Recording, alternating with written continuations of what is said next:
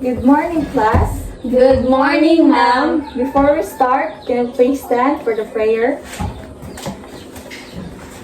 In the name of the Father, Son, and the Holy Spirit. Amen.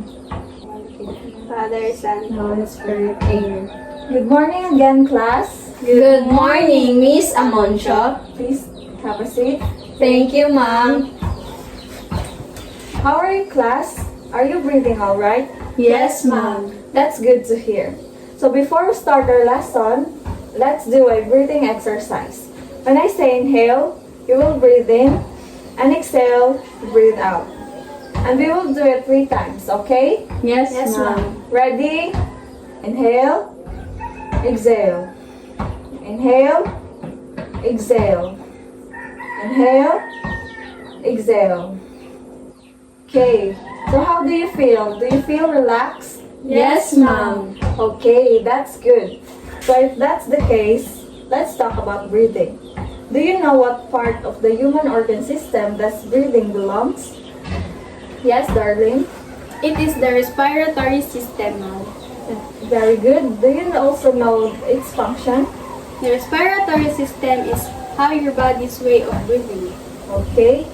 Yes, Miss LG. It's how you take in oxygen and get rid of carbon dioxide, ma'am. Very good, class. I am happy that you have a prior knowledge about this topic. To deepen your knowledge, let me present to you a visual of a respiratory system inside of a human body.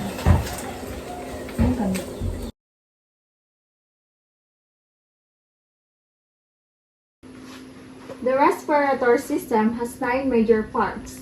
These are the nasal cavity, larynx, trachea, pharynx, the right and left bronchus, lungs, bronchiole, alveolus, and the diaphragm.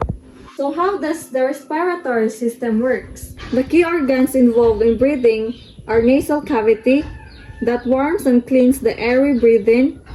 Next, the pharynx or the throat is the passageway for air to the lungs and food to the stomach.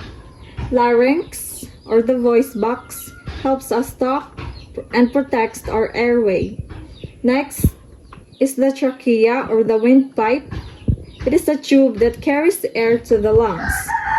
Next are the bronchi, the air passages branching into the lungs, and bronchioles, smaller air passages in the lungs, and alveoli, tiny air sacs where oxygen enters the blood and carbon dioxide leaves. And lungs, it is the main organs for breathing, where gas exchange happens.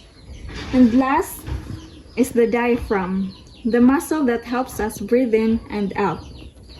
To simply explain, the respiratory system is like a machine that helps us breathe. It takes in air with oxygen, which our body needs to live. Then it sends out air with the carbon dioxide, which our body doesn't need. Our lungs are like big balloons that fill up with air when we breathe in. And lastly, a muscle called diaphragm helps our lungs get bigger and smaller so that we can breathe. So did you learn something about what we've talked about breathing? Yes, ma'am. Breathing is part of the respiratory system. That's right. Can you give me one part of respiratory system and its function?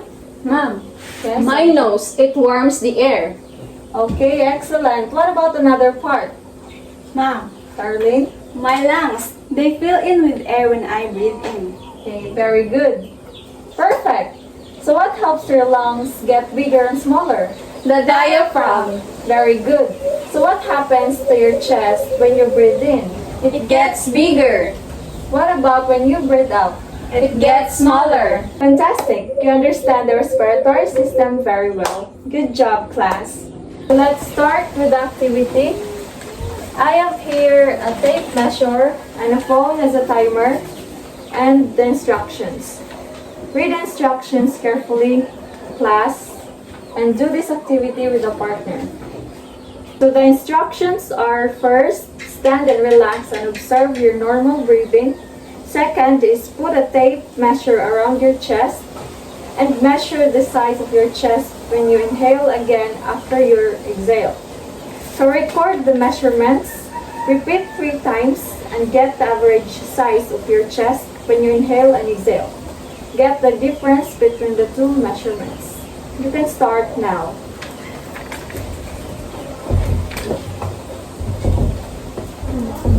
First attempt. Breathe in. 31 inches. Breathe out. 30 inches. Second attempt. Breathe in. 31 inches. Breathe out. 30 inches. Third attempt. Breathe in. 31 inches. Breathe out. 30 inches.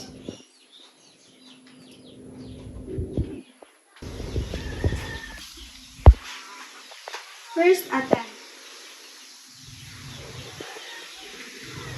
Breathe in. 30 inches. Breathe out. 29 inches. Second attempt. Breathe in. 30 inches. Breathe out. 29 inches. Third attempt. Breathe in. 30 inches. Breathe out. 29 inches. Are you done, class? Yes, ma'am. Okay, can we go back to your seats? So did you get the average size of your chest when you inhale and exhale? Yes, ma'am. Very good. So let me ask you, what happens to the size of your chest when you inhale and exhale? Can you please explain the difference? Yes, Darlene? It expanded when I inhale because the lungs is filled with air, and contracted when I exhale because the air left the lungs. Very good. So what other changes have you noticed when you breathe? Yes, LG? Aside from the air itself, I've noticed changes of my body temperature and the rhythm of my breathing. Okay, thank you. So class, breathing is very important as it brings oxygen that we need to survive and remove carbon dioxide. So that's all for today's activity. Can I have back my... Thank you, class.